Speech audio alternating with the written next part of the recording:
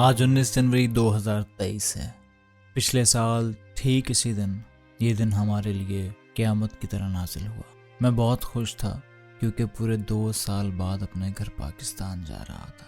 अब्बू से जो वादा करता था कि अब्बू मैं जल्द आऊँगा, वो पूरा होने को था। अब्बू को नहीं पता था कि मैं 20 को आ जाऊँगा। अब्बू को तो 21 तारीख का पता था ना, और मैं अपने अंदर एक सरप्राइज़ लेके जा रहा था। अब्बू पिछले 10 माह से काफ़ी बीमार थे और घर वालों ने मुझे एहसास दिला दिया था कि बस तुम्हारी मुलाकात के बाद अब्बू बिल्कुल ठीक हो जाएंगे। और कहीं ना कहीं मुझे भी यही लग रहा था कि बस इस सरप्राइज़ के बाद अब्बू बिल्कुल ठीक हो जाएंगे। बहुत एक्साइटमेंट का दिन था वो। इतनी एक्साइटमेंट होने के बावजूद कहीं ना कहीं अंदर से मुझे खौफ खाए जा रहा था और मैं पाकिस्तान नहीं जाना चाहता था। मुझे न जाने क्यों ये खौफ था कि कुछ बुरा होगा, कुछ गलत होगा, मैं पकड़ा जाऊंगा, मैं तकलीफ में आ जाऊंगा। खैर, ये सब मेरे अंदर की लड़ाई थी। इससे लड़ता हुआ मैं अपना लगेज उठाया जिसमें बहुत से तोहफे थे सब के लिए, और एयरपोर्ट की तरफ निकल पड़ा।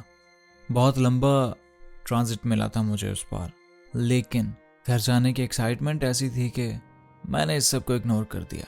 इस कोरोना की वजह से 2 साल मैं अपने अब्बा को ये दिलासे देता रहा कि मैं जल्द आऊँगा। वो रोज़ मुझे वीडियो कॉल करके कहते थे, आजा यार आजा, तुझे मिलने को जी करता है, आजा। एंड आई वाज लाइक कि हाँ मैं जल्द आ रहा हूँ, आप मुझे हुक्म लगाएं, मैं सब कुछ छोड़ के भी आ जाऊँगा। और जब मैं ये बात करता था तो वो कहते, नहीं नहीं, इतनी मेहनत की है तूने, आराम से आना। और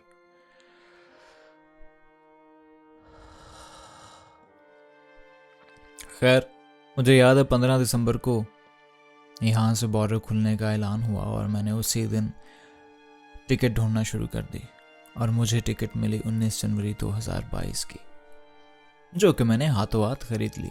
खौफ ने मुझे घेरा हुआ था, लेकिन यहाँ उड़ने से पहले मैंने अब्बू से बात की। अब्बू उस दिन बहुत बीमार थे, अब्बू मेरे से बात नहीं कर सके, लेकिन अब्बू ने मुझे देखकर सर हिला दिया और मैंने उन्हें बताया कि मैं एक मॉल में हूँ, शॉपिंग कर रहा हूँ, कल आ जाऊंगा, लाइक 20 को बैठ जाऊंगा। मुझे सरप्राइज जो देना था वो मेरे अब्बू की आखिरी हरकत थी जो मैंने अपनी आंखों से देखी। उनका मुझे देखकर सर हिला देना। उस सर हिलाने का मतलब भी यही था कि मैं ठीक हूँ, हालांकि वो ठीक नहीं थे। खैर, मैं यहाँ से फ्लाई कर गया। सिडनी से अबू धाबी का जो फासला है वो तकरीबन 14.5 घंटे का है।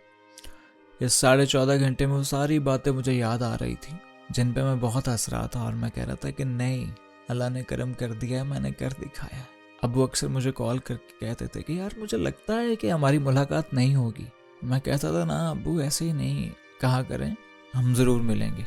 कभी कभी यही कहते थे कि यार मुझे लगता है तुमने मेरी कब्र पे आना है। ये बात मेरा कलेजा निकाल देती थी, कलेजा मेरा फाड़ देती थी। मैं कहता था नहीं अब्बू, ऐसी बातें नहीं करते, मैं आऊँगा, आपने ठीक हो जाना, हमने तो बहुत कुछ करना है। मैं अपने अब्बा को अपने पास सिडनी में लेके आना चाहता था, उन्हें दिखाना चाहता था उनका बेटा कहाँ रहता है।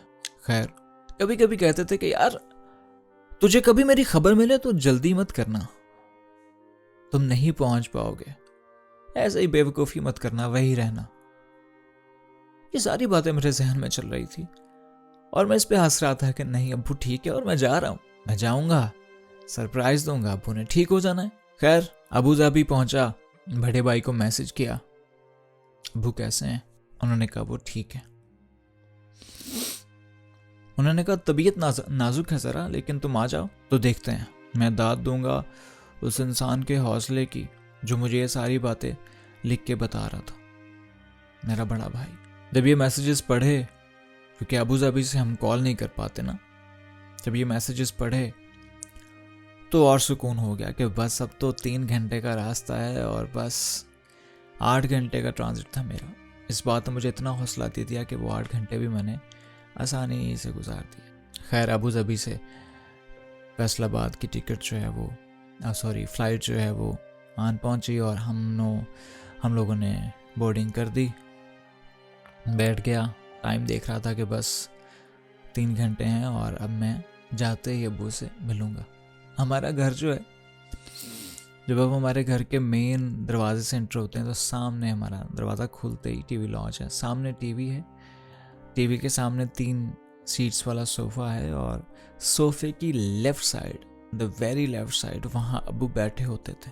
उनके हाथ में रिमोट होता था, सामने टेबल, उस पर चाय की प्याली हमेशा की तरह, और न्यूज़ चैनल।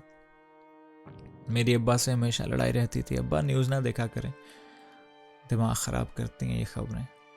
वो कहते थे तेरा करती हैं, मेरा नहीं करती, मुझे तो अच्छा लगता है खबरें सुनना। सुनते थे वो खबरें भाई। अब प्लान कुछ इस तरह से था जनाब के मैं वहाँ पहुँचूँगा और भाई से बोलूँगा कि आप अंदर जाओ, दरवाज़ा खुला छोड़ दो, मैं खुद ही पीछे से आऊँगा और अबू के गाल पर चूम कर कहूँगा अबू मैं आ गया। वो देखेंगे और ठीक हो जाएंगे, खुश हो जाएंगे। खैर फैसलाबाद पहुँचे, भाई को कॉल की कि भाई मैं आ गया, आप कहाँ हैं? भाई ने कहा कि यार अबू की तबीयत थोड़ी सी नाजुक है तो तुम्हें तारिक भाई लेने आए हैं और साथ में हनान आया है। हनान मेरा बहुत ही प्यारा बच्चा है, कज़न है, भाई है छोटा, और तारिक भाई मेरे बड़े भाई हैं। ये दोनों मुझे लेने आए। मैं बहुत हैरान था कि जब मैं यहाँ से उड़ने वाला था तो मुझे ये लगता था कि बस मुझे कोई मसला बनेगा, मुझे एयरपोर्ट पे रोक लिया जाएगा या कुछ। तो उस दिन मेरा किसी ने सामान तक चेक नहीं किया। लाइक मुझे 5 मिनट भी नहीं लगे और मैं एयरपोर्ट से बाहर। भाई को देखा, भाई से मिला, अनान से मिला, उनको बताया कि यार मैं बड़ा हैरान हूँ कि आज मुझे रोका क्यों नहीं गया, मुझसे पूछा क्यों नहीं गया कुछ। मुझे तो लग रहा था पता नहीं क्या हो जाएगा, 2 साल बाद आ रहा हूँ। तो भाई हंसना शुरू हो गए। भाई ने कहा कि नहीं ऐसे कैसे तुम्हें रोक सकते हैं, ऐसे मुझे छेड़ते थे कि तुम आ रहे हो। खैर हम गाड़ी में बैठे घर की तरफ चल पड़े और मैं बहुत हंस खेल रहा था, वीडियोस बना रहा था पाकिस्तानी ट्रैफिक की, क्योंकि जब आप 2 साल बाद जाते हैं तो अपने आप को आप बहुत ज़्यादा ऑस्ट्रेलियन महसूस करते हैं, लेकिन आप वहीं से गए होते हैं। मैं वीडियोस बना रहा था, साथ में उनको बता रहा था कि ये सारी वीडियोस मैं अपने दोस्तों को भेजूंगा कि देखें भाई यहाँ पे ऐसे होता है, और वो भी मेरे साथ हंस रहे थे। उनके हौसले की भी दाद देना चाहूँगा, वो मेरे साथ हंस रहे थे। जैसे जैसे घर करीब आ रहा था भाई मुझसे कुछ कहना चाहते थे, अपनी अम्मा का ख्याल रखना, अब उनका ख्याल रखना है आपने। मैं कहा जी बिल्कुल हम नहीं रखना क्यों नहीं रखना, माँ है हमारी। मैं समझ ही नहीं पाया। मैंने कहा जी मैंने रखना। मुझे लगता था कि शायद वो मेरी शादी के हवाले से बात कर रहे हैं कि अम्मा को दुख ना देना। खैर उसी सरप्राइज को लेके मैं अपने मोहल्ले में, अपनी गली में पहुंचा। गली के टर्न से पहले कार रोक दी जाती है और मैं भाई से कहता हूं, कहता नहीं हूं, कहने वाला होता हूं कि भाई आप लोग जाएं यहां से और जाके दरवाज़ा खुला छोड़ दें, मैं पैदल आता हूं।